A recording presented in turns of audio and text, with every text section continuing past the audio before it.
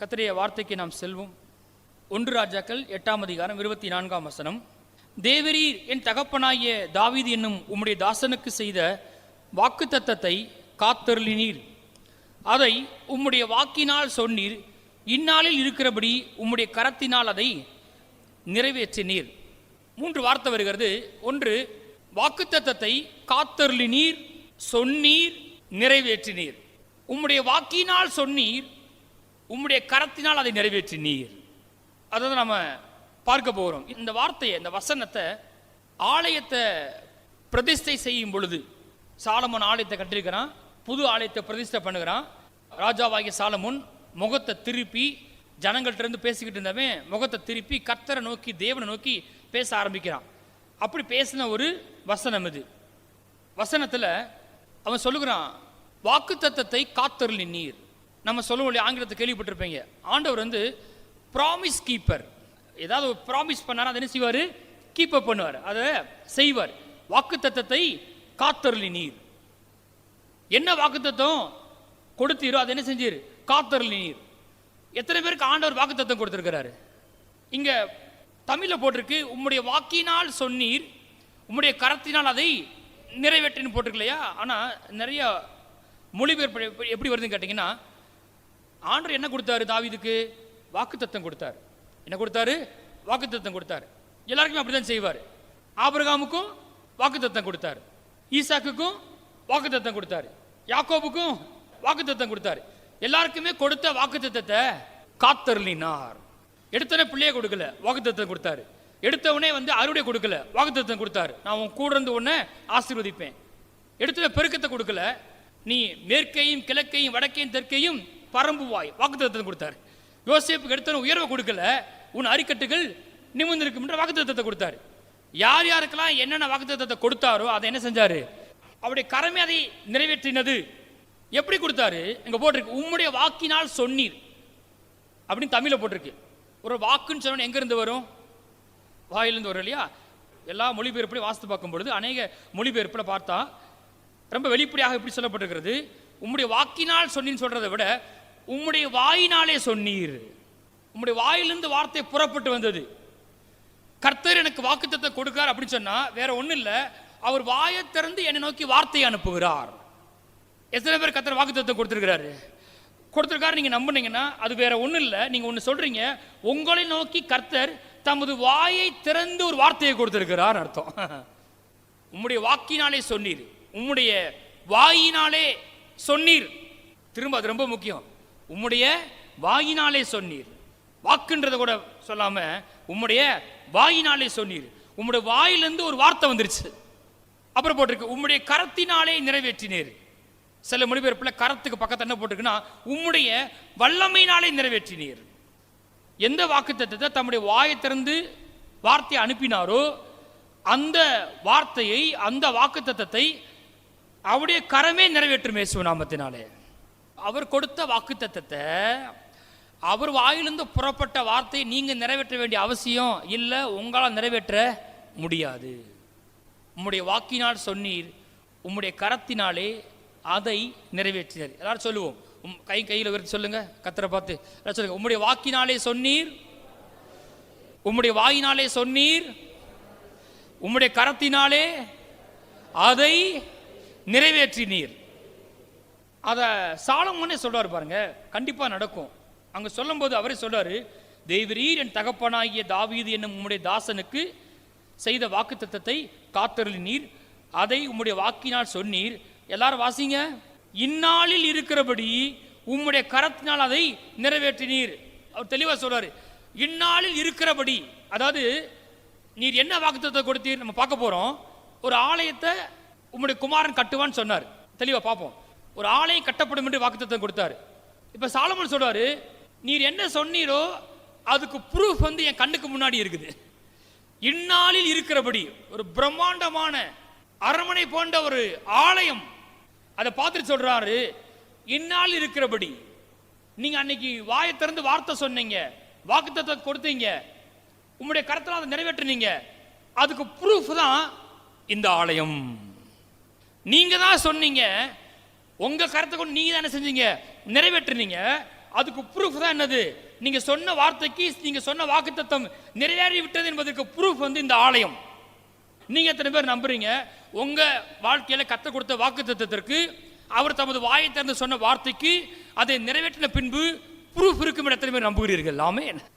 இந்த வாகனத்தை நாங்கள் வாங்கிட்டோம் இந்த வருஷத்துலன்னு சொல்லுவீங்க. இந்த பாருங்க, இந்த நிலத்தை வாங்கிட்டோம், இந்த பாருங்க கர்த்தர் எங்களை பிள்ளையை கொடுத்துருக்காரு, இந்த பாருங்க இந்த சபைக்கு ஆத்துமாக்கள் கொடுத்துருக்காரு, ஆமென், இந்த பாருங்க நான் சுகமாயிட்டேன். ப்ரூஃபை கர்த்தர் என்ன செய்வார்? காட்டுவார். நீங்கள் பைபிள் கேட்வேன்னு ஒரு சாஃப்ட்வேர் இருக்கு பாருங்க. சாஃப்ட்வேரில் ஒரு வெப்சைட் இருக்குது, அதில் போனால் நிறையா மொழிபெயர்ப்பை நீங்கள் பார்க்க முடியும். அதில் த மெசேஜ்னு ஒரு மொழிபெயர்ப்பு இருக்குது. அதில் நீங்கள் பார்த்தீங்கன்னா எப்படி போட்டிருக்கு, நீர் சொன்ன உம்முடைய வார்த்தையை காப்பாற்றி நீர். தனிப்பட்ட விதத்தில் தாவீதுக்கு சொன்ன அந்த வார்த்தையை நீர் என்ன செய்தீர்? காப்பாற்றி நீர். என்ன வாக்கு பண்ணினீரோ அதை அப்படியே செய்தீர். என்ன வாக்கு பண்ணினீரோ அதை அப்படியே செய்தீர். ஐஃபோன் போட்டு எவ்ரி டீடைல், அது சின்ன சின்ன காரியமாக இருந்தால் கூட என்ன செஞ்சு அப்படியே நிறைவேறிட்டு இருக்கு. அப்போ தொடர்ந்து போட்டிருக்கு, அதற்கு சாட்சி இன்றைக்கு எங்கள் கண்களுக்கு முன்பாக இருக்கிறது. அதற்கு சாட்சி, நீ சொன்ன வாக்குத்தத்தம் நிறைவேறிவிட்டது என்பதற்கு சாட்சி, ஒரு ப்ரூஃப் இன்றைக்கு எங்களுக்கு முன்பாக இருக்கிறது அப்படின்னு சொல்லுகிறார். தேவரீர் என்னுடைய தகப்பனாகிய தாவீதுக்கு நீர் சொன்ன வாக்குத்தத்தத்தை காத்தருளின்னு போட்டிருக்கு. அப்போ என்ன வாக்குத்தத்தம் கொடுத்தாரு நம்ம பார்க்கலாம். அங்கே போவோம். 1 நாளாகமம் 17ஆம் அதிகாரம். ஆண்டவர் சாலமோனுடைய தகப்பன் தாவீதுக்கு என்ன வாக்குத்தத்தம் கொடுத்தார்? தாவீது தன் வீட்டிலே வாசமாய் இருக்கிற போது அவன் தீர்க்கதரிசியாகிய நாத்தானை நோக்கி, பாரும், நான் கேதுரு மர வீட்டிலே வாசம் பண்ணுகிறேன், கர்த்தருடைய உடன்படிக்கை பெட்டியோ திரளின் கீழ் இருக்கிறது என்றான். பாருங்க, சவுல் காலத்தில் தேவனுடைய உடன்படிக்கை பெட்டி என்ன செய்யவே இல்லை, அவங்க தேடவே இல்லை, கர்த்தரை தேடவே இல்லை, அவன் கர்த்தருக்கு முக்கியத்துவமே கொடுக்கல. ஆனால் தாவீது ராஜாவான பிறகு முதல்ல செய்கிற வேலை உடன்படிக்கை பெட்டி எங்கே இருக்குதுன்னு கண்டுபிடிச்சு அதை கொண்டு வர்றாங்க.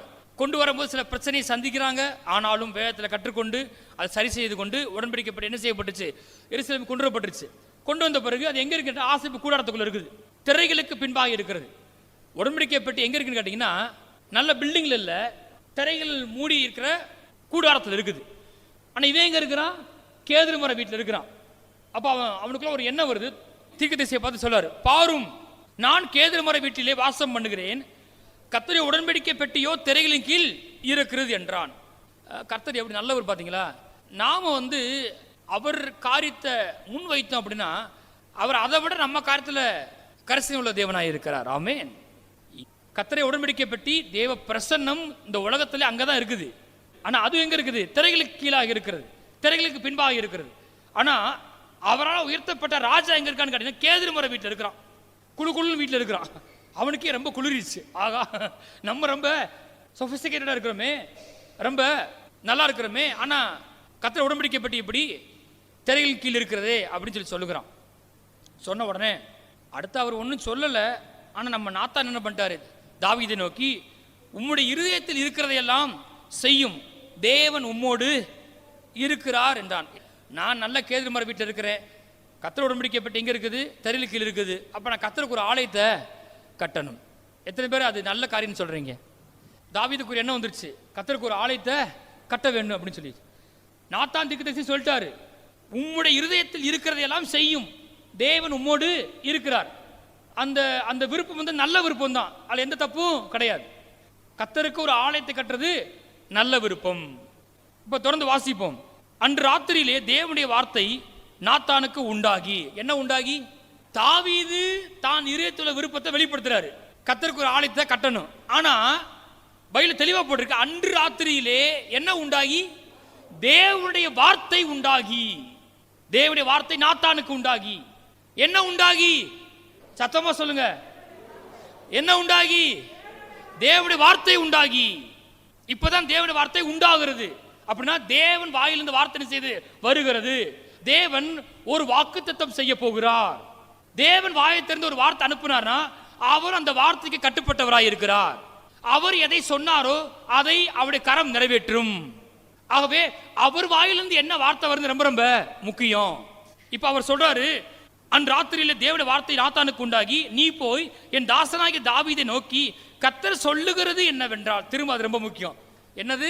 கர்த்தர் சொல்லுகிறது என்னவென்றால், மறுபடியும் சொல்றேன், கர்த்தர் வாயிலிருந்து என்ன வருதுன்றதா ரொம்ப ரொம்ப முக்கியம். கர்த்தர் சொல்லுகிறது என்னவென்றால், நான் வாசமாயிருக்க நீ எனக்கு ஆலயத்தை கட்ட வேண்டாம். நான் வாசமாயிருக்க நீ எனக்கு ஒரு ஆலயத்தை கட்ட வேண்டாம். தாவீது சொன்னாரு, நான் கர்த்தருக்கு ஆலயத்தை கட்டன்னு சொன்னாரு. அது நல்ல விருப்பம்தான். தீர்க்கதரிசி சொல்லிட்டாரு. ஆனா தீர்க்கதரிசி வாயிலிருந்து வார்த்தை வந்திருக்கலாம். ஆனா யார் வாயிலிருந்து வார்த்தை வரல? கர்த்தர் வாயிலிருந்து வார்த்தை வரல. கர்த்தர் வாயிலிருந்து என்ன வார்த்தை வந்துச்சு கேட்டா, நீ நான் வாசமா இருக்க ஒரு ஆலயத்தை கட்ட வேண்டாம். ஆகவே புரிந்து கொள்ளணும், நம்முடைய இதயத்தில் உண்டாகிற நல்ல விருப்பங்கள்லாம் தேவ சித்தம் அல்ல. நிதானிப்போம். ஏன் இதயத்தில் உண்டாயிருச்சு? எனக்கு தோணுது பாஸ்டர், அது நல்ல விஷயம் தான் பாஸ்டர். ஆனா விஷயம் அதை குறித்து தேவன் ஏதாவது சொல்லியிருக்கிறாரான்னு தான் ரொம்ப முக்கியம். தொடர்ந்து கர்த்தர் பேசாரு, கவனிங்க. நான் இஸ்ரவேலை எகிப்திலிருந்து வரப்பண்ண நாள் முதற்கொண்டு இந்நாள் வரைக்கும் நான் வாசிக்கிறேன். நான் ஒரு ஆலயத்தில் வாசம் பண்ணாமல், ஒரு இடத்துல இல்லாமல் என்ன பண்ணேன், ஒரு கூடாரத்திலிருந்து மறு கூடாரத்துக்கு வாசம் பண்ணேன். அப்படி போகும்போது நான் எல்லா ஜனங்களிடத்துல செஞ்சேன், உலாவி வந்தேன். இப்போ நான் என் ஜனத்தை மேய்க்க கற்பித்த நியாயாதிபதிகளில் தாவீது வர்ற வரைக்கும் நிறைய பேர் வந்தாங்க. அப்படி எழுப்பின நியாயாதிபதிகளை யாதொருவானை நோக்கி 6ஆம் வசனத்தை போட்டிருக்கு, நீங்கள் எனக்கு கேதுரு மரத்தால் செய்யப்பட்ட ஆலயத்தை கட்டாதிருக்கிறது என்ன என்று யாதொரு வார்த்தை சொன்னது உண்டோ? 6ஆம் வசனம். கர்த்தர் ஒரே கேள்விக்கிறார், ஏன் வாயிலிருந்து ஆலயத்தை கட்ட சொல்லி வார்த்தை வந்துச்சா? அது தெளிவா கேட்கிறாரு. கட்டாதிருக்கிறது என்ன என்று யாதொரு ஒரு வார்த்தை சொன்னதுண்டோ? ஒரு வார்த்தை சொன்னா என்ன செய்யல? தேவன் தம் வாயை திறந்து சொன்ன வார்த்தைக்கு மாத்திரம் தான் கட்டுப்பட்டவராக இருக்கிறாரு. அவர் என்ன வார்த்தையை நம்ம நோக்கி சொன்னாரோ அதைத்தான் அவருடைய கரம் நிறைவேற்றும். நாம விருப்பம் கொண்டு நாம் ஒரு காரியத்தை செஞ்சோம்னா அது யாருக்காக தான் நிறைவேற்றணும்? நம்ம தான் நிறைவேற்றணும். அதுதான் பெரிய கஷ்டமே வருது. நம்ம காலத்துக்கு முன்னாடி ஏதாவது செஞ்சிடறோம் பாருங்க, கர்த்தர் காத்திருக்கிறது இல்லை. நமக்கு ரொம்ப நல்ல விருப்பமா தோணுது, அப்புறம் போய் மாட்டிக்கிறோம் பாருங்க. இந்த இப்போ நம்ம இருக்கிற இந்த ஆலயத்தில் ஒரு 300 பேர்கிட்ட உட்காரலாம். நெருக்கி உட்காந்தோம்னா இதுக்கு முன்னாடி 80 பேர் தான் உட்கார முடியும். இன்னைக்கு இங்கே வந்திருக்கிறோம். ஆனால் இந்த இடத்த ஆரம்பிக்கிறதுக்கு முன்பாக கிட்டத்தட்ட 3-4 வருடங்கள் பொறுமையாக காத்திருந்தேன். அதுக்கு வாய்ப்பு திறந்ததுனாலையோ யாரு சொல்வதனாலையோ அதை என்ன செய்யல, முயற்சிக்கவில்லை. கர்த்தர் இதை ஏவுகிறாரா, கர்த்தர் இதை நம்மளை கொண்டு போறாரா, கர்த்தர் கரமே இதை செய்கிறதா என்பதுக்கு பொறுத்திருந்தோம். கர்த்தர் சொன்னார், கர்த்தர் ஆரம்பிச்சார், கர்த்தரே முடித்தார். நேற்று ஒருத்தர் சொன்னேன் பாருங்க, எவ்வளவு ஆச்சு இதை முடிக்கிறதுக்கு அப்படின்னு சொன்னேன். இவ்வளவு ஆச்சுன்னு சொன்ன உடனே அவர் கேட்கிறாரு, கடன் வாங்கினீங்களான்னு கேட்கிறாரு. ஆகவே நம்முடைய வாழ்க்கையில நம்ம ஏதாவது காரியத்தை துவங்குகிறோம் என்றால், செய்கிறோம் என்றால், அது செய்வதற்கு முன்பாக ஆண்டவர்கிட்ட விசாரிப்பது ரொம்ப ரொம்ப அவசியம். அவர்கிட்ட ஒரு வார்த்தை வாங்கினேன். அவர் சொல்லணும், கண்டிப்பா சொல்லுவார். எத்தனை பேர் ஆமென் சொல்றீங்க? அவர் வார்த்தை கொடுத்துட்டார் அப்படின்னா அதுக்கப்புறம் அவர் தாங்குவார். உதாரணத்துக்கு பாருங்களேன், இயேசு ஜலத்து மீது நடந்து வராரு. இப்ப பேதுருக்கு ஒரு ஆசை வந்துருச்சு, நானும் ஜலத்துல செய்யணும், நடந்து வரேன் அப்படின்னு சொல்லிட்டு டபுக்குன்னு காலை வச்சாரு, என்ன செய்வாரு, மூழ்கிடுவார். ஆண்டவரே நீரே ஆனால் நானும் ஜலத்தின் மேல் நடந்து வரும்படிக்கு என்ன செய்யும், கட்டளையிடும். நீ கமாண்ட் பண்ணுங்க ஆண்டவரே, உம்மோட வாயிலிருந்து வார்த்தை புறப்பட்டு வரட்டும், நான் வரவா வேணாமா? ஏசு சொன்னாரு. ஏசு என்ன சொன்னாரு? வா. அதாவது கடல் மிகவும் வல்லமையானது, அதை நான் தாங்கிக் கொள்கிறேன், நீ கவலைப்படாத மகன். இப்ப எதுவும் பேசல, ஒன்னே தான் சொன்னாரு. என்னது? வார்த்தை கூட சொல்ல, ஒரே ஒரு எழுத்து தான் சொன்னாரு. வா, ஊழியத்துக்கு வரலாமா? நான் வந்துடுறேன், இப்ப குதிச்சிடுறேன், வா அப்படின்னு ஒரே ஒரு எழுத்து அவர் வாயிலிருந்து வந்துருச்சுன்னா அந்த ஒரு எழுத்து சந்ததி சந்ததியா தாங்கும் இயேசு நாமத்தினால. கர்த்தர் தான் கேட்கிறாரு, எனக்கு ஆலயத்தை கட்ட சொல்லி யாதொரு வார்த்தை சொன்னதுண்டோ? ஏன்னா தாவீது சிக்கிக்கிறாத, நான் சொல்லாத காரியத்தை நான் என்ன செய்ய மாட்டேன், சப்போர்ட் பண்ண மாட்டேன்.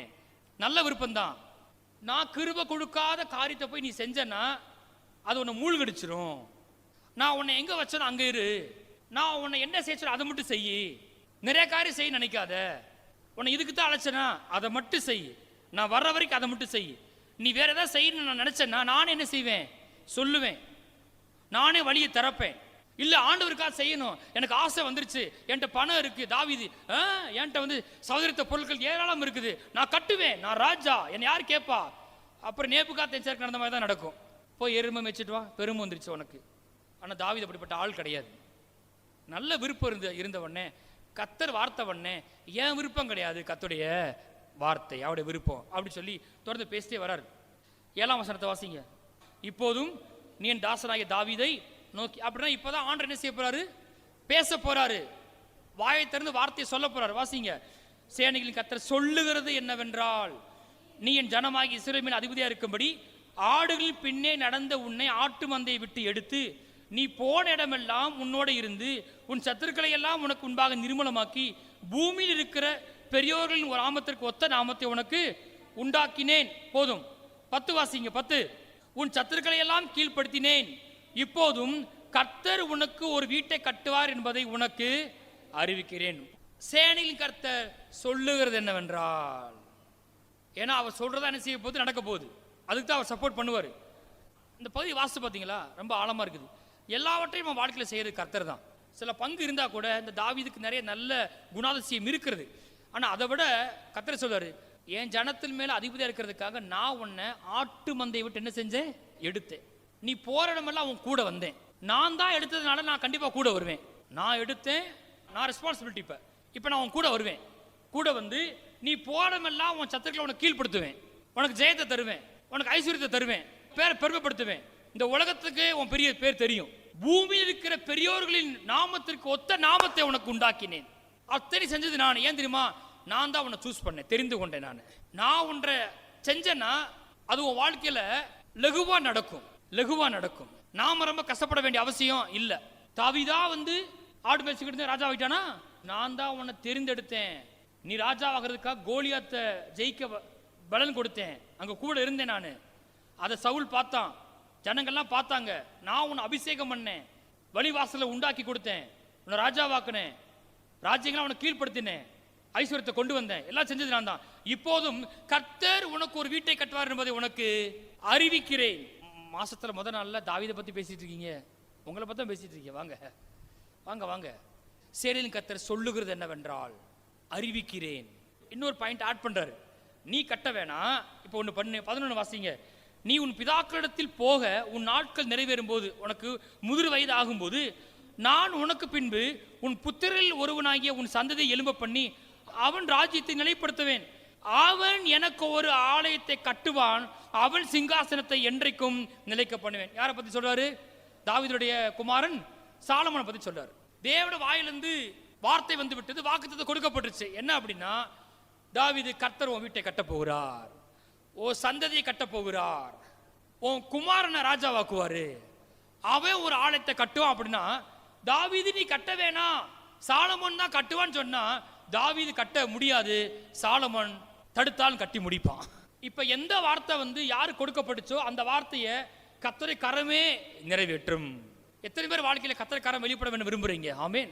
பாருங்க, பைபிள்ல போட்டிருக்கு, கவனிங்க. சுருக்கமா சொல்றேன். பைபிள்ல கர்த்தருடைய கரத்தை பத்தி போட்டிருக்கு. யோபு சொல்றாரு, தேவன் கையிலே நன்மை பெற்ற நாம். போட்டிருக்கு இல்லையா? தீமையை பெற வேண்டாம், தேவன் கரம் தீமை செய்யாது. சரியா? அப்ப நன்மை எங்க இருந்து வருது?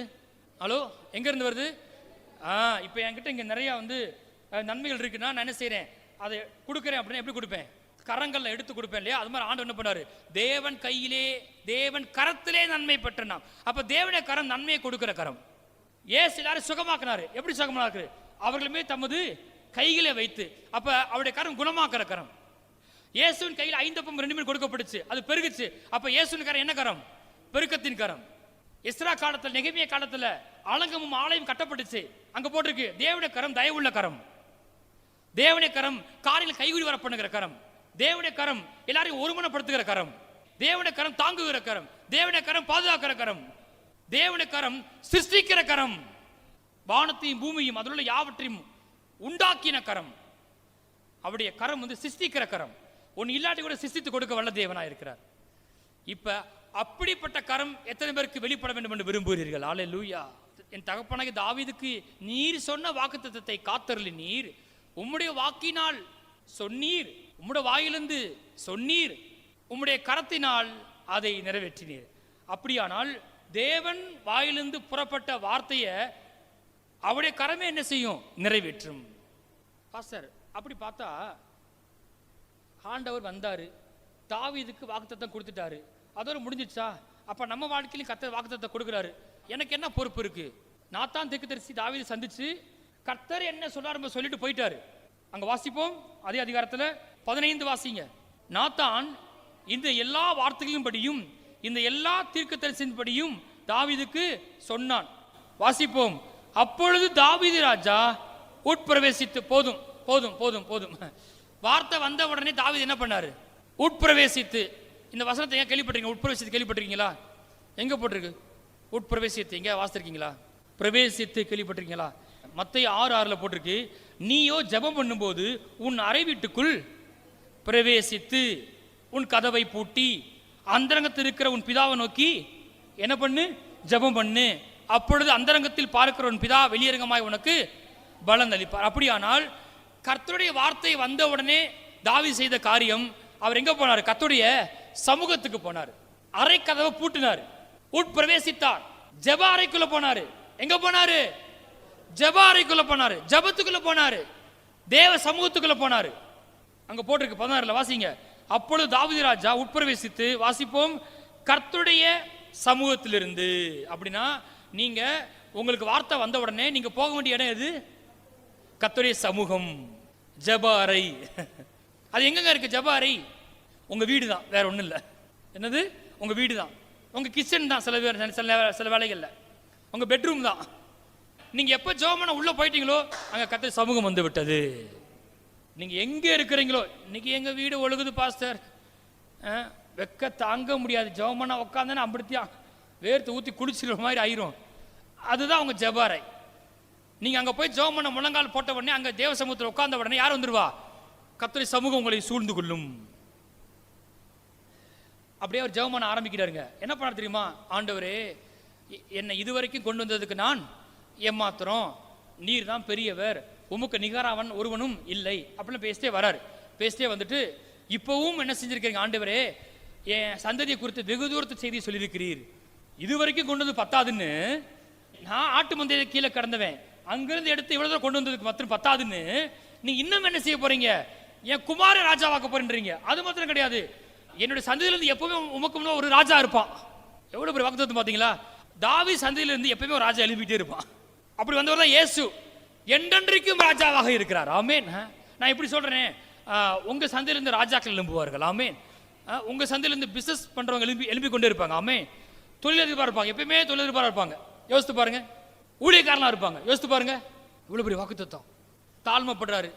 இதுவரைக்கும் அடியனை மட்டும் கொண்டதுக்கு நான் ஏமாத்திரம் கேட்கிறாரு. பாட்டு இருக்கு இல்லையா? இதுவரை என்னை நடத்தியதற்கு நான் எம்மாத்திரம், என் வாழ்க்கை எம்மாத்திரம், நான் கண்ட மேன்மைகள் எல்லாம் ஈவு. கரெக்டா? அப்ப அந்த மாதிரிதான் இவர் வந்து வேற என்ன பண்றது? கர்த்தரே சொல்லிட்டார். இதுதான் விஷயம். இப்ப கடவுள் சொல்லாததை வந்து நான் செய்ய முயற்சிக்காம கர்த்தர் சொன்ன உடனே தாழ்மைப்பட்டு, நன்றி ஆண்டவரே, நீர் பெரியவர் ஆண்டவர்னு சொல்லிட்டு ஒன்னு சொல்றாரு. வசிக்கலாமா? அப்படியானால் தேவன் நமக்கு வாக்குத்தத்தத்தை கொடுத்த பிறகு, தேவன் வாயை திறந்த வார்த்தை சொன்ன பிறகு நாம செய்ய வேண்டிய முதல் காரியம் என்னது? எங்க போயிடணும்? ஜெப அறைக்குள்ள போயிடணும், சமூகத்துக்குள்ள போயிடணும். அங்க போய் ஒன்னு செய்யணும். வாசிப்போம், அதே அதிகாரத்துல 24 வாசிப்போம். ஆம், அது நிலைவரப்பட்டிருக்கவும். போதும் போதும் போதும். 2 காரியம் சொல்லி முடிக்க போறேன். கர்த்தர் உங்களுக்கு வாக்குத்தத்தத்தை கொடுத்திருக்காரா? அதை பெற்றுக்கொள்ளணுமா? நீங்க செய்ய வேண்டிய 2 காரியம். முதல்ல கர்த்தர் சமூகத்துக்கு போய், அல்லது எப்பவுமே முதல்ல ஆண்டவர் என்ன சொன்னாரோ அதுக்கு என்ன போடணும்? ஆம். இதை தவிர உங்களால் ஒண்ணுமே செய்ய முடியாது. என்ன போடணும்? ஆம். ஆம், அது நிலைவரப்பட்டிருப்பதாக. உங்களோட வார்த்தை என்னென்றைக்கும் நிலைவரப்பட்டிருப்பதாக. ஆம். நீங்க சொல்றீங்க, இனிமேல் நான் என்ன சொல்றது? நான் என்ன சொல்றேன்? ஆம். அப்படின்னா வேற ஒண்ணும் இல்ல. முதல்ல தேவன் நம்ம நோக்கி வார்த்தை சொன்னார்னா அதை என்ன செய்யணும்? விசுவாசிக்கணும், நம்பணும். ஆமே ஆமேன்னு சொன்ன அன்னைக்கே நிறைவேறாது, கண்டிப்பான நிறைவேறும். இப்ப இந்த சபைக்கு ஆத்துமாக்கள் தர்றேன்னாருன்னா ஆமேன்னு போட்டாச்சு, உடனே வந்துடாது. ஆனா கண்டிப்பா இப்ப முதல்ல நான் என்ன செய்யணும்? ஆண்டவர் என்ன சொன்னாரோ அதுக்கு என்ன செய்யணும்? ஆமேன்னு சொல்ல. பாருங்க, நல்ல ஒரு உதாரணம் பார்த்தீங்கன்னா, மரியாள் இருக்காங்க. மரியாள்கிட்ட வந்து தூதன் சொல்றான், திருமணமாகல, கன்னியா இருக்கிறா. அவர்கிட்ட போய் இந்த வார்த்தை வருது. என்ன வருது? கர்த்தர் வார்த்தை வருது. தேவ சன்னிலிருந்து புறப்பட்ட தூதன் சொல்லுகிறான். அது எப்படி நடக்கும், ஏது நடக்கும் தேவை கிடையாது. அது சொன்னது யாரு? தேவன் சொன்னார்னா அது தேவ கடமை என்ன செய்யும்? நிறைவேற்றும். அதை விசுவாசிக்க வேண்டிய மாத்திரம் என்னுடைய பொறுப்பு. அப்ப தேவதன் சொல்றான், அவ கன்னியா இருக்கா, என்ன திருமணம் ஆகல, வார்த்தை வருது. நீ கர்ப்பவதி ஆகி ஒரு குமாரனை பெறுவாய், அவருக்கு இயேசு என்று பெயரிடுவாயாக. உடனே அவ ஐயோ ஐயோ அட்ரஸ் மாதிரி வந்துட்டீங்க, அங்கிட்டு போங்க, நீங்க எந்த மாதிரி ஆளு, வேற எங்க மாறி அப்படிலாம் அவன் சொல்லலை. அவ கேட்குற ஒரு கேள்வி இருந்துச்சு, இது எப்படி ஆகும்? தூதன் சொல்றான், தேவனாலே கூடாத காரியம் ஒன்றுமில்லை. தேவன் வாயிலிருந்து ஒரு வார்த்தை வந்தா அதை தேவக்கரமே நிறைவேற்றும். எப்படி நிறைவேறும் என்று நான் கேட்க வேண்டிய அவசியம் எனக்கு இல்லை. அது தேவன் எப்படி செய்வார்? முதல்ல என் வேலை என்னன்னு கேட்டா, அந்த வார்த்தையை நான் அப்படி என்ன செய்யணும்? நம்பணும். உன் அறிக்கட்டுக்கு நிமிர்ந்து இருக்கு, நம்பணும். சூழ்நிலை மாறினால் நம்பணும். அந்த விசுவாசம் நீங்க கூடாது. அவர் சொல்றா, உம்முடைய வார்த்தையின்படி எனக்கு ஆக கடவுது, முடிஞ்சு. உம்முடைய வார்த்தையின்படி எனக்கு ஆக கடவுதுன்னு சொல்லு. இப்ப ஆண்டவர் சொல்றார் உங்களை பார்த்து, நான் உன்னை அடிமைத்தனத்தை நீக்கி உன்னை நான் பாலும் தேனும் ஓடுகிற நலமும் விசாலமான தேசத்தில் கொண்டு போய் சேர்ப்பேன். நீங்க என்ன சொல்றீங்க? ஆமென் சொல்லுங்க. உம்முடைய வார்த்தையின்படி எனக்கு ஆக கடவுது. இப்ப கர்த்தர் சொல்றாரு, உன் அறிக்கை நிமிர்ந்து இருக்கும். என்ன சொல்லுவீங்க? ஆமாண்டவரே, நிலைவேறப்பட்டிருப்பதாக உம்முடைய வார்த்தையின்படி எனக்கு ஆக கடவுது. நானா எதையாவது செய்ய நினைச்சா கூட என்ன செய்யலாம்? ஐயோ எப்படி செய்ய போறோம், ஏது செய்ய போறோம் அப்படின்னு யோசிக்கலாம். மாட்டிக்கிட்டது யாரு? கர்த்தர். வேற வழியே இல்லை. அவர் வாயை சொல்லி மாட்டிக்கிட்டார். இப்போ அதை எப்படிதான் அவர் தான் என்ன செய்யணும்? நிறைவேற்ற வேண்டும். ரெண்டாவது நான் செய்ய வேண்டிய காரியம் அங்க வாசிப்போம். 23 வாசிங்க. இப்போதும் கர்த்தாவே, தேவரீர் அடியானையும் அவன் வீட்டையும் குறித்து சொன்ன வார்த்தை என்றென்றைக்கும் நிலைவரப்பட்டிருப்பதாக தேவரீர் சொன்னபடியே செய்தருளும். தேவரீர் சொன்னபடியே செய்தருளும். தொடர்ந்து வாசிப்போம். ஆம், அது நிலைவரப்பட்டிருக்கவும் இஸ்ரவேலின் தேவனாகிய சேனையின் கர்த்தர் இஸ்ரவேலுக்கு தேவன் என்றும் உமது அடியானாகிய தாவீதின் வீடு உமக்கு முன்பாக திடமானது என்றும் சொல்லப்படுவதனால் உமது நாமம் என்றைக்கும் மகிமைப்படவும் கடவுது. தொடர்ந்து வாசிப்போம். உனக்கு வீடு கட்டுவேன் என்று என் தேவனாய கர்த்தர் நீர் உமது அடியான் செவி கேட்க வெளிப்படுத்தினீர். ஆகையால் உமக்கு முன்பாக விண்ணப்பம் பண்ண உமது அடியானுக்கு மன தைரியம் கிடைத்தது. எத்தனை பேர் தைரியமா ஜெபம் பண்ணலாம்னு சொல்றீங்க? எப்ப ஜெபம் பண்ணலாம் தெரியுமா? பாருங்க, தாவீது நான் ஆலயத்தை கட்ட போறேன் கர்த்தருக்கான்னு சொல்லிவிட்டு, ஆனா கர்த்தர் வார்த்தையே வராம நான் போய் ஜெபம் பண்ண போறேன் அப்படி சொன்னா என்ன செய்யாது? நடக்காது. ஆனா இப்போதும் உனக்கு ஒரு வீட்டை கட்டுவேன் கர்த்தர் சொன்னபடினால அவர் சொல்றாரு, நீ என்னுடைய செவி கேட்க வெளிப்படுத்தினபடியால் உமக்கு முன்பாக விண்ணப்பம் பண்ண எனக்கு என்ன கிடைச்சது? மன தைரியம் கிடைத்தது. அப்ப நீங்க ஜெபம் பண்ணும்போது உங்களுக்கு அந்த கான்ஃபிடன்ஸ் அது எங்க இருந்து வருது? கண்டிப்பா கர்த்தர் ஜெபத்தை கேட்பார், பதில் கொடுப்பார். ஏன்னு கேட்டா, இந்த வார்த்தை யார் சொன்னது? கர்த்தர் சொன்னது. மந்தை பெருகிறது போல மனுஷனை பெருக பண்ணுவேன் என்று சொன்னீரே ஆண்டவரே, நான் இதை அனுகிரகம் பண்ணும்படிக்கு விண்ணப்பம் பண்ண பொழுது அனுகிரகம் பண்ணுவேன் சொன்னீரே, சொன்னபடியே செய்திடலாம். ஆமே, நான் இவ்வளவுதான் செய்ய முடியும், வேற ஒண்ணுமே செய்ய முடியாது. மந்த பெருகிற மாதிரி சபையில மனுஷன் பெறுவாங்களா? ஆம், நான் நம்புகிறேன். அது கர்த்தர் வார்த்தை நிறுவப்பட்டிருப்பதாக. இப்போ ஒன்று செய்ய போறேன். அவர் சொன்ன வார்த்தையை அவர்கிட்டே போய் தேவரீர் சொன்னபடியே செய்தரும். எல்லாரும் கரங்களை உயர்த்துங்க, சொல்லுங்க, தேவரீர் சொன்னபடியே செய்தருளும். இதான் ஜெபம். தேவரீர் சொன்னபடியே செய்தல். முதல்ல அவர்கிட்ட வார்த்தை வந்துச்சா? அவர் வாக்கு கொடுத்திருக்காரா? அதுக்கப்புறம் என்ன செய்யணும்? அவர் சமூகத்துக்கு போகணும், அதை விசுவாசிக்கணும், நம்பணும், அதுக்கப்புறம் ஜெபிக்கணும். எப்படி ஜெபிக்கணும் கேட்டா, அவர் சொன்ன வார்த்தையை அவருக்கு நினைப்பூட்ட வேண்டும். தேவரீர் சொன்னபடியே செய்தருளும். ஜெபத்தை முடிக்கும் போது நம்பிட்டாரு, சொன்னவர் அவர் தான், நான் விசுவாசிக்கிறேன், நான் ஜெபிக்கிறேன், சொன்னபடி கண்டிப்பா செஞ்சு முடிச்சுட்டாரு, நான் நம்புகிறேன் அப்படின்னு அவரே சொல்ல. வாசிங்க, அடுத்த வசனத்தை வாசிங்க, 26 வாசிங்க. இப்போதும் கர்த்தாவே, நீரே தேவன், நீர் உமது அடியானை குறித்து இந்த நல்ல விசேஷத்தை சொன்னீர். இப்போது வாசிப்போம். இப்போதும் உமது அடியானின் வீடு என்றைக்கும் உமக்கு முன்பாக இருக்கும்படிக்கு அதை ஆசீர்வதித்து அருளினீர். கர்த்தராகிய தேவரீர் அதை ஆசீர்வதித்தபடினால் அது என்றைக்கும் ஆசீர்வதிக்கப்பட்டிருக்கும் என்றான். ஆசீர்வதிப்பீர் அப்படின்னு சொல்ல, வீடு கட்டுவேன்னு சொல்லிட்டார். அப்படின்னா உன் சந்ததி கட்டப்படுன்றார் ஆண்டவர். பில்டிங் மட்டும் இல்லை, உன் லைஃபை நான் கட்டுவேன், உன் குமாரன் வாழ்க்கையை கட்டுவேன், உன் சந்ததியில் வாழ்க்கையில் வர ராஜாக்கள் வாழ்க்கையை நான் கட்டுவேன் சொல்லிட்டீங்கல்ல. அப்படின்னா கண்டிப்பா என் சந்ததி எப்படி இருக்கும்? ஆசீர்வதிக்கப்பட்டிருக்கும். ஜெபம் எப்படி முடியுது பார்த்தீங்களா? ஆண்டவர் வாயிலிருந்து வார்த்தையை சொன்னதுதான் ரொம்ப முக்கியமாக இருக்கும். அவர் அறிவிக்கிறாரு. சொல்லுகிறது என்னவென்றால், சொன்னீரே, சொன்னபடியினால், செவிக்கு வெளிப்படுத்தினபடியால், அதுதான் ரொம்ப இம்பார்ட்டன்ட். இப்போ நான் கேட்குறேன், நீங்கள் உங்கள்கிட்ட ஆண்டவர் உங்களுக்கு வாக்குத்தத்தம் கொடுத்துருக்கிறாரு. அது உங்க வாழ்க்கையில் நிறைவேற வேண்டுமானால் நீங்க செய்ய வேண்டியது என்ன? ஒன்று விசுவாசிக்கணும், இன்னொன்று ஜெபிக்கணும். அவ்வளவுதான். இதோட எதையும் ஆட் பண்ணாதீங்க. கர்த்தர் சொன்ன வாக்குத்தத்தத்தை நம்ம வாழ்க்கையில் நிறைவேற வேண்டும் என்றால், அதை நாம் பெற்றுக்கொள்ள வேண்டும் என்றால் 2 செஞ்சா போதும். கர்த்தர் சொன்ன வார்த்தையை என்ன செய்யணும்? விசுவாசிக்கணும். 2வது ஜெபிக்கணும். எது வரைக்கும் ஜெபிக்கணும் கேட்டா, அது நிறைவேறுகிற வரைக்கும், அதை நான் காண்கிற வரைக்கும் அதே வார்த்தை அவருக்கு நினைப்பூட்ட வேண்டும். மாறவே கூடாது. ஏன்னா அவரோட வார்த்தை தான் என்னன்றைக்கு என்ன செய்யப்பட்டிருக்கு? நிலைவரப்பட்டிருக்கு. மாறவே மாறாது. சூழ்நிலை மாறிடும். அது அவரோட வார்த்தை சூழ்நிலை மாற்றும். சூழ்நிலையை வச்சு விசுவாசிக்கிறோமா சந்தேகப்படுறோமா மாற்றக்கூடாது. எப்பயுமே விசுவாசிக்கணும். கணக்கு முன்பாக வைத்திருக்கணும் அந்த வார்த்தையை. அதே வார்த்தையை சொல்லி ஜெபிக்கணும். இது அர்த்தம் என்ன ஆண்டு காது கேட்காதா? சொல்லிட்டே இருக்கணுமா? நான் வார்த்தை கேட்டேன், ஜெபிக்க வேண்டிய அவசியம் இல்லை. இல்லை, நிறைவேறுகிற வரைக்கும், அதை கண்கள் காண்கிற வரைக்கும் தொடர்ந்து தேவ சமூகத்தில் போய் என்ன செய்யணும்? அதை அவருக்கு நினைப்பூட்ட வேண்டும். நினைப்பூட்டி என்ன செய்யணும்? சந்தேகத்தோடு பண்ணக்கூடாது. நினைப்பூட்டி ஸ்தோத்தரிக்க வேண்டும். தேவரீ சொன்னீரே, சொன்னபடியே செய்தருளும்.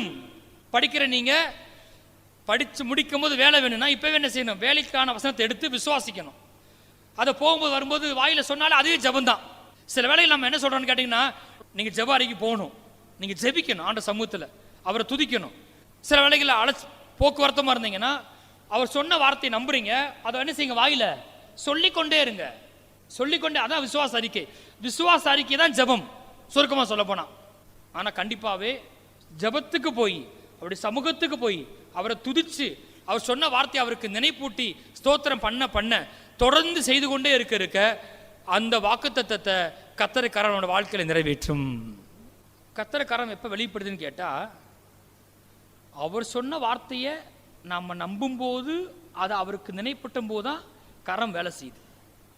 உதாரணத்துக்கு பார்த்தீங்கன்னா, இஸ்ரேல் ஜனங்கள் வனாந்தரத்தை நடந்து வர்றாங்க. அப்போ இறைச்சி கேட்குறாங்க. அப்போ ஆண்டு வாயிலிருந்து ஒரு வார்த்தை வருது, நீங்கள் 1 நாள் 2 நாள் இல்லை, 1 மாதம் வரைக்கும் என்ன செய்வீங்க? இறைச்சியை புசிப்பீர்கள்னு சொல்றார். இறைச்சியை நான் கொடுப்பேன்றார். உடனே மோசே சொல்றாரு, அவசரப்பட்டு என்ன விட்டுவிட்டீர்? வாயை திறந்து வார்த்தையை விட்டுவிட்டீரு. 1 நாள் 2 நாள் இல்லை சொன்னா கூட பரவாயில்ல, இருக்கிற ஆடு மாட்டை அடிச்சு இவங்களுக்கு போட்டுடலாம். நீ 1 மாதம் வேற சொல்லிவிட்டீரே, 1 மாதம் வரைக்கும் இறைச்சியை புசிப்பீர் என்று சொன்னீரே. உடனே ஆண்டு சொல்றாரு, கர்த்தருடைய கரம் குறுகியிருக்கிறதோ, என் வார்த்தையின்படி நடக்குமோ நடவாதோ என்பதை இப்பொழுது காண்பாய். பாருங்க, கர்த்தருடைய வார்த்தை எப்படி நிறைவேறது கேட்டீங்களா? கர்த்தருடைய வார்த்தை நடக்குதுன்னா என்ன வெளிப்படணும்? கர்த்தருடைய கரம் வெளிப்பட வேண்டும். என் கரம் குறுகி போகல, என் கரம் நீட்டப்பட்ட கரம். ஆமென். 430 வருஷம் அடிமைத்தனம் தருகிறாங்க. கர்த்தர் சொல்றாரு, உம்முடைய வல்லமையில கரத்தினாலும் ஓங்கிய புயத்தினாலும் நீட்டப்பட்ட கரம். கர்த்தர் கரம் தான் தூரமா போய் நன்மையை கொண்டு வருது. எது வேணா செய்ய முடியும். நம்மால முடியாது. நம்மால 2 தான் செய்ய முடியும், விசுவாசிக்க முடியும், ஆமேன் போட முடியும். அதுக்கப்புறம் அது நிறைவேற வரைக்கும் என்ன செய்யணும்? தொடர்ந்து ஜெபிக்க. சொன்னதையே சொல்லணும்.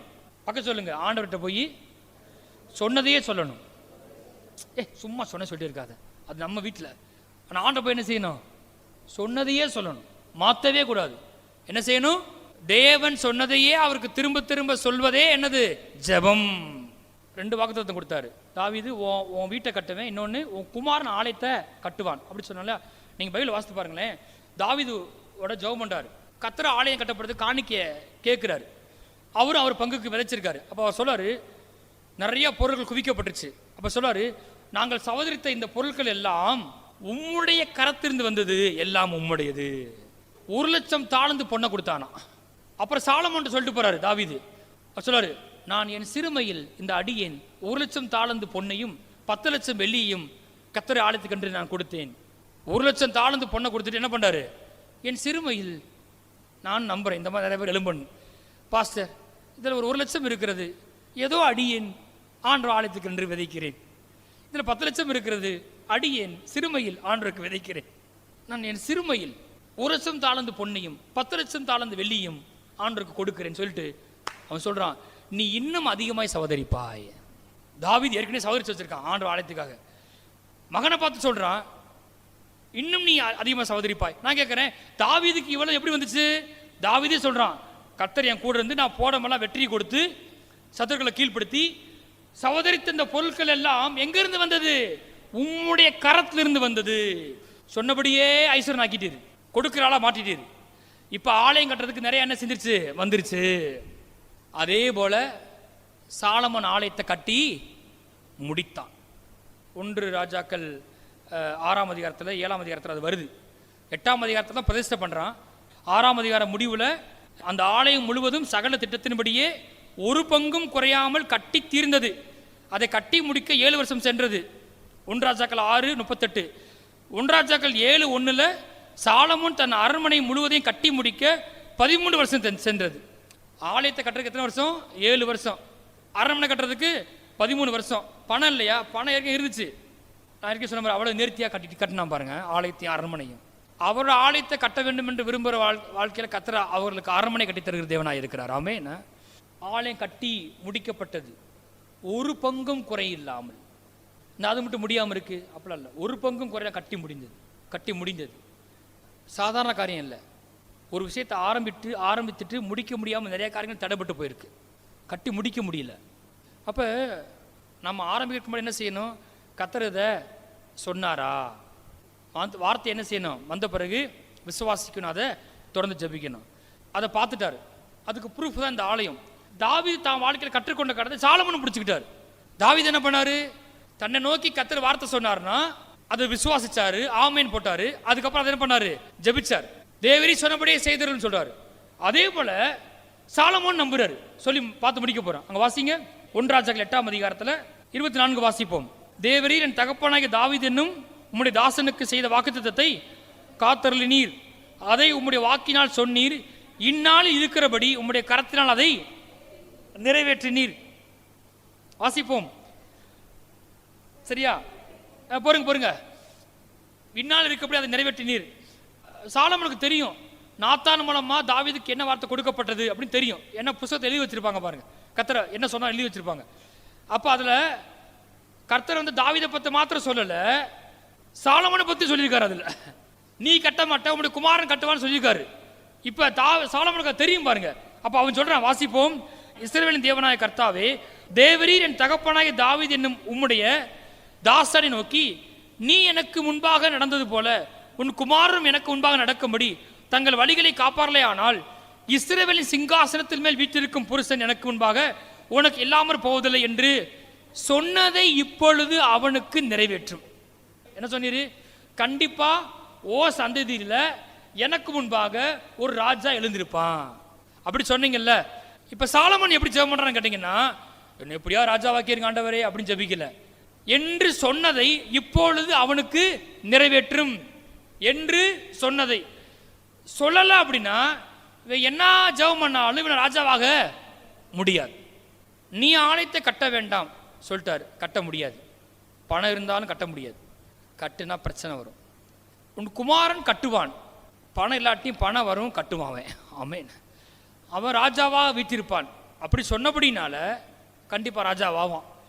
கர்த்தர் சொல்லலை அப்படின்னா என்ன ஜெபம் பண்ணாலும் ராஜாவாக முடியாது. இப்போ சாலமோன் நல்லா பிடிச்சிக்கிட்டான். என்று சொன்னதை ராஜாவாக இருப்பாங்க அப்படி என்று சொன்னதை இப்பொழுது அவனுக்கு நிறைவேற்றும். சொல்லுங்க, சொன்னதை இப்பொழுது எனக்கு நிறைவேற்றும். கரெக்டாக கத்தரை பிடிங்க. உண்மையிலே ஆழமான பிரசங்கம், சாதாரணமாக எடுத்துடாதீங்க. எனக்கும் தான் உங்களுக்கும் தான். பெரிய தேவ மனுஷன் கற்றுக்கொண்ட காரியம் எங்களுக்கு அதான் சொல்லி கொடுத்தாங்க. ரொம்ப கஷ்டப்படுறேன்னு போய் அழுதிங்கன்னா பரிதாபப்பட்ட ஆண்டவர் முகத்தை பார்த்து, ஐயோ பாவம் மக அழுகிறாளே அப்படின்னு என்ன செய்ய மாட்டாரு? மாறம். உண்மை ரொம்ப வருஷமா பிரச்சனை இருக்கு, அதனால அப்படிலாம் கிடையாது. உன் கண்ணீரை நான் காண்கிறேன், உன் வேதனை அறிஞ்சிருக்கேன், அதெல்லாம் சரிதான். ஆனால் கர்த்தர்கிட்ட எப்படி போகணும்னு கேட்டால் கர்த்தர் சொன்ன வார்த்தையின் அடிப்படையில் தான் போகணும். ஆமென். என்று சொன்ன வார்த்தையை இப்பொழுது நிறைவேற்றும். வாசிப்போம் 26. இஸ்ரவேலின் தேவனே, என் தகப்பனாகிய தாவீது என்னும் உம்முடைய தாசனுக்கு சொன்ன உம்முடைய வார்த்தை மெய் என்று விளங்குவதாக. ஆமென். உம்முடைய என் தகப்பனாகிய தாவீதுக்கு, உம்முடைய தாசனாகிய தாவீதுக்கு நீர் சொன்ன வார்த்தை மெய் என்று விளங்குவதாக. என்ன சொன்னீரோ அதை என்ன செய்யும்? அதை ப்ரூவ் பண்ணும், அதை நிஜமாக்கும். சரிங்க பாஸ்டர், தாவீதுக்கு சொன்ன மாதிரி ஆண்டவர் எனக்கு ஒன்றும் சொல்லலையே, ஏன்ட்ட என்ன சொன்னாரு? இல்லை சொல்லியிருக்காருங்க. எல்லாம் பைபிள் எடுத்துக்கொள்ளுங்க. சரியா? பைபிள் எடுத்துட்டீங்களா? இந்த பைபிள் மத புஸ்தகம் கிடையாது. தேவன் வாயை திறந்து வார்த்தையை சொல்லி உங்களுக்கு கொடுத்த வாக்குத்தத்தம் நிறைந்த புஸ்தகம். ஆமென். முன்னே தூரமாக இருந்த நீங்க கிறிஸ்து இயேசு ரத்தத்தினால தேவனுக்கு சமீபமாக்கப்பட்டீங்க. முன்னே எப்படி இருந்தீங்க? வாக்குத்தத்தத்திற்கு அந்நியரா இருந்தீங்க. இப்ப அப்படி இல்லை. நீங்க வாக்குத்தத்தத்துக்கு சொந்தக்காரர்கள். ஆமென். கிறிஸ்துவுக்குள் வாக்குத்தத்தங்கள் எல்லாம் ஆம் என்றும் ஆமென் என்றும் இருக்கிறது. கர்த்தரை பொறுத்த வரைக்கும் இந்த வாக்குத்தத்தங்கள்லாம் உங்களுக்கு எப்படி இருக்கு? ஆம் ஆமென். நீங்க தான் ஆம் ஆமென் போடணும். அது குறிப்பா பொதுவான சித்தங்கள் ஆமென். சபை பெருக வேண்டும், உங்க வேலை ஆஸ்வதிக்கப்படணும், குடும்பம் செழிக்கணும், பிள்ளைகள் உயர்வடையணும், நல்ல வேலை கிடைக்கணும், திருமண காரியம் வாய்க்கணும், பிள்ளை உண்டாகணும், ஆத்மா பெருகணும். இதெல்லாம் பொதுவான காரியம். அந்த பொதுவான வாக்குத்தத்தங்கள் எல்லாருக்கும் ஆம் ஆமே. வேதம் ரொம்ப தெளிவப்பட்டிருக்கு. வாக்குத்தத்தங்கள் எல்லாம் கிறிஸ்துக்குள் ஆம் என்றும் ஆமேன் என்றும் இருக்கு. இப்ப நான் என்ன செய்யணும்? நானும் சொல்லணும், ஆம் உங்களுடைய வார்த்தை நிலவரப்பட்டிருப்பதாக. உங்க தொழில் பெருக வேண்டும் என்று வேதம் சொல்லுதா? நீங்க கடன் இல்லாம வாழணும் வேதம் சொல்லுதா? நீங்க சுகமா இருக்குன்னு வேதம் சொல்லுதா? நீங்க ஆரோக்கியமா இருக்குன்னு வேதம் சொல்லுதா? நீங்க தீர்க்காயசா இருப்பேன்னு வேதம் சொல்லுகிறதா? வாக்கு பண்ணுகிறதா? அப்ப எல்லா வாக்குத்தத்தமும் இதுல இருக்கு. உங்களுக்கு நன்மை உண்டாகும் என்று வாக்கு பண்ணுகிறதா? உங்களுக்கு ஆசீர்வாதம் உண்டாகும் என்று வாக்கு பண்ணுகிறதா? உங்க வாழ்க்கை ஐஸ்வர்யம் பெருகும் என்று வாக்கு பண்ணுகிறதா? நீங்க கொடுப்பீர் என்று வாக்கு பண்ணுகிறதா? நிரம்பி வழியும் என்று வாக்கு பண்ணுகிறதா? பண்ணுதில்ல. அப்ப கர்த்தரை பொறுத்த வரைக்கும் இது ஏற்கனவே வாயத்தை சொல்லிட்டாருன்னு அர்த்தம். இதெல்லாம் தேவன் வாயிலிருந்து புறப்பட்ட வார்த்தை, வாக்குத்தத்தம். அந்த வாக்குத்தத்தத்தை விசுவாசத்தா போதும். அதை நிறைவேறும் வரை நான் காண்கிற வரை ஜெபித்தால் போதும். தேவரீர் சொன்னபடியே செய்திருளும், உம்முடைய வார்த்தை மெய்யென்று விளங்குவதாக என்று சொன்னதை இப்பொழுது எனக்கு நிறைவேற்றும். ஏற்ற துணை உண்டாக்குவேன் என்று சொன்னீரே. எப்படி வரும், ஏது வரும், அது நமக்கு தேவையில்லை. அது நமக்கு தேவையில்லை. மந்தே பெருகிறது போல மனுஷனை பெருக பண்ணுவேன். எப்படி வரும்? ஒரு பயிலும் வர மாட்டான். கூப்பிட்டாலும் கெஞ்சி கெஞ்சி கூப்பிட்டாலும் என்ன பேசாலும் வர மாட்டான். அப்போ வாக்குத்தத்தத்தை பார்க்கும்போது சொன்னீங்க, மந்தே பெருகு போல மனுஷனை பெருக பண்ணுவேன், போய் கூப்பிட்டா ஒன்றும் நகர மாட்டேங்குது அப்படின்னு அவட்ட போய் சொல்லக்கூடாது. ஹலோ சொல்லிடக்கூடாது. அவட்ட போய் என்ன செய்யணும்? சொன்னீரே, சொன்னபடியே செய்தரலும். நான் சொல்றேன், அவருடைய கரமே ஆத்துமாக்களை கொண்டு வரும். சூழ்நிலை போய் சொல்லக்கூடாது. அவட்ட பக்கம் சொல்லுங்க, நீங்க காண்கிற சூழ்நிலையை கத்திடம் போய் சொல்லவே கூடாது. டாக்டர் ரிப்போர்ட்டை போய் சொல்லக்கூடாது. அவர் ஒன்று சொல்லியிருக்காரு, நீங்கள் அவர்கிட்ட போய் பாருங்க, நல்லா பாருங்க, டாக்டர் ரிப்போர்ட்டை பாருங்க நல்லா பாருங்க. தெரியும், பார்க்குறீங்களா பார்க்கலையா? சச்ச ஆத்மாக்கள் எண்ணிக்கை பாருங்க, எம்படி சேர் எம்டியா இருக்கு பாருங்க. கத்த சொல்வார், நான் அதவா சொன்னேன் வந்துட்டு. பிப்ரவரி மாதம் ஒரு வேளை எம்டியா இருக்கலாம், டிசம்பர் மாதம் நிறைஞ்சிரு இயேசு நாமத்தினால. காடலை கொண்டு வந்து குவிச்சிரு, கொஞ்ச நேரத்தை குவிச்சிரு. நீ செய்ய வேண்டியவில் ஒன்று ஏன் வாயிலேருந்து வார்த்தை புறப்பட்டுருச்சா, நான் அதை நிறைவேற்றுவேன். நீ செய்ய வேண்டியது என்னது? அதை விசுவாசி. அது நிறைவேறும் வரை ஜோமன்னு. ஜோமன்னா வேற ஒன்றும் இல்லை. நான் உன்கிட்ட சொன்ன வார்த்தை எனக்கு வந்து என்ன செய்ய நினைப்பூட்டு. தேவரி சொன்னபடியே செய்தார். இப்போ நான் ஒன்று பண்ணுறேன், அடுத்த ரிட்ரீட்டுக்கு பிரியாணி போடுறேன் அப்படின்னு சொல்லிட்டு. அன்றைக்கி நான் பிரியாணி போடலை, நீங்கள் என்ன செய்வீங்க? என்ன பாஸ்டர் பிரியாணி போடுறீங்கன்னு சத்தமாக சொல்லுங்க. சொன்னீங்களே போய் ஆர்டர் பண்ணுங்க. முதல்ல சொன்னீங்க, நாங்கள் பேசாமல் தான் இருந்தோம், நீங்கள் தானே வாண்டடாக மாட்டிக்கிட்டீங்க, ஆர்டர் பண்ணுங்க பிரியாணின்னு சொல்லுவீங்க. சொல்லாமல் சொல்லக்கூடாதா? சொல்லணும். கத்தட்டி அப்படி தான் போய் சொல்லணும். சொன்னீங்களே எழுந்திருப்போம். இந்த பிரசங்கத்தை நீங்கள் செக் பண்ணணும் அப்படின்னா உங்கள் வீட்டு பிள்ளைகள்கிட்ட போய் நீங்கள் எதாவது சொல்லி பாருங்க. அப்பா அடுத்த வாரம் உனக்கு இது வாங்கி தர்றேம்மான்னு நல்லா புரிஞ்சு வச்சுருப்பானுங்க, கரெக்டாக பிடிப்பானுங்க. சொன்னீங்களே இப்படியே கேட்பான். நான் கேட்டேன் அவங்ககிட்ட வந்து, நான் பாட்டு சும்மா தானே இருந்தேன், என்னை பார்த்து எதுக்கு இப்படி சொன்னீங்களே. இல்லைடா இப்போ செய்ய முடியாது, அதை பற்றி எனக்கு கவலை இல்லை, நீங்கள் என்னமும் செய்யுங்க, நீங்கள் சொன்னதை உங்கள் காரம் நிறைவேற்றட்டும். ஆமேன். எனக்கு அதை பற்றி கவலை கிடையாது. இது மாதிரி எத்தனை பேர் இயேசு பிள்ளைங்க அப்பா கிட்ட போய் சொல்ல போகிறீங்க? ஆமேன். சொன்னீங்களே உம்முடைய வாக்கினாலே சொன்னீர், உம்முடைய கரத்தினாலே நிறைவேற்றினீர். தேவரீர் தந்த வாக்குத்தத்தத்தை காத்தருளினீர். என் ஜெபத்துக்கு பதில் உண்டு. நன்மையை காண்பேன். என்னிடத்தில் நீ வாக்குத்தத்தம் பண்ணினீரே, நான் வேதத்தை வாசித்து தியானிக்கும் போது என்னிடத்துல பேசினீரே, என்ன நீர் நம்ப பண்ணினீரே. அந்த வாக்குத்தத்தத்தை நீர் எனக்கு காத்தருளுகிறதுக்கு உமக்கு நன்றி. தேவரீர் சொன்னபடியே செய்திருளும் ஆண்டவரே. ஆம், உம்முடைய வார்த்தை நிலவரப்பட்டிருப்பதாக தகப்பனே. உம் வாக்கினால நீர் உம்முடைய வாயை திறந்து சொன்னீர், உம்முடைய கரத்தினால அதை நிறைவேற்றுறது காமி துதிக்கிறோம். இந்நாளில் உண்டாயிருக்கிறபடி, இந்நாள் இருக்கிறபடி என்று சொன்னபடியே எங்க வாழ்க்கையில் அந்த நன்மையை நாங்கள் பார்த்து சாட்சி சொல்லுகிற நாளாய் வரப்போகிறதுக்காக ஸ்தோத்திரிக்கிறேன் கர்த்தாவே. இந்த ஆண்டில் நன்மை உண்டாகிறது இயேசு நாமத்தினால. இந்த மாதத்தில் உண்டாகிறது நன்மை இயேசு நாமத்தினால. காரியங்கள் கை கொடுக்கிறது இயேசு நாமத்தினால. ஐஸ்வர்யம் வருகிறது இயேசு நாமத்தினால. சுகம் வெளிப்படுகிறது இயேசு நாமத்தினால. ஆத்துமாக்கள் வருகிறது இயேசு கிறிஸ்து நாமத்தினால. ஆண்டவரே மே துதிக்கிறோம் அப்பா. என்று சொன்ன வார்த்தை இன்று நிறைவேற்றும், இப்பொழுது நிறைவேற்றும். சொன்ன வார்த்தை நிறைவேற்றும் ஆண்டவரே. தேவரீ சொன்ன வார்த்தை மெய்யென்று விளங்குவதாக. இயேசுவின் நாமத்தில் ஜெபிக்கிறோம் நல்ல பிதாவே, ஆமென்.